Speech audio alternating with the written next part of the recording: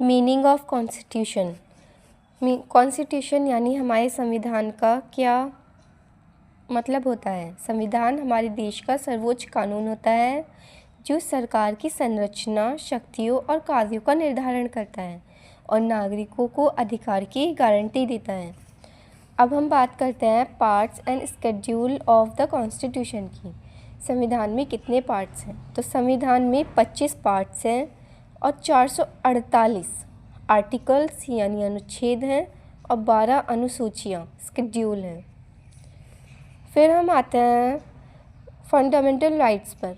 हमारे संविधान के आर्टिकल 12 से लेकर 35 तक पार्ट 3 यानी भाग जो हमारे 25 हैं उसमें से भाग 3 के आर्टिकल 12 से 35 तक हमें फंडामेंटल राइट्स दिए गए हैं, हमारे मौलिक अधिकारों की बात कही गई है और हमने ये बोरो किए हैं यूएसए से।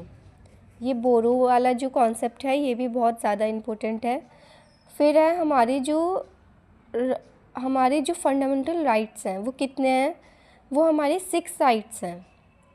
और जो है हमारा एक राइट टू प्रॉपर्टी था वो ख़त्म कर दिया गया है, अब वो एक पब्लिक राइट है।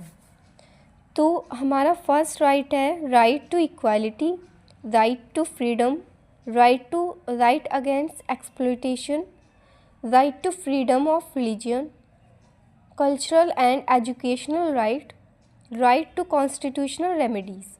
तो हमारा जो ये जो राइट्स हैं तो राइट्स हमारा राइट टू इक्वालिटी आता है आर्टिकल 14 to 18 के बीच में। राइट टू फ्रीडम आता है हमारा 19 to 22 के बीच में। 22 तक मतलब 19 और 22 तक जो 19, 20, 21, 22 तो इनमें जो है सभी आर्टिकल्स में हमारी राइट टू फ्रीडम की बात कही गई है।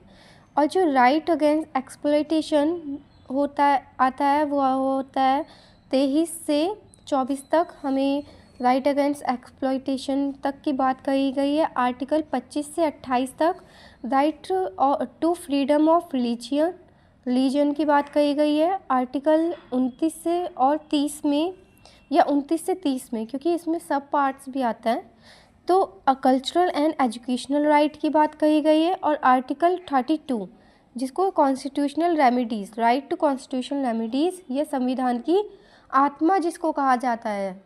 तो ये आर्टिकल 32 जो है इम्पोर्टेंट है, कई एग्ज़ाम में पूछा भी गया है। Thank you for today.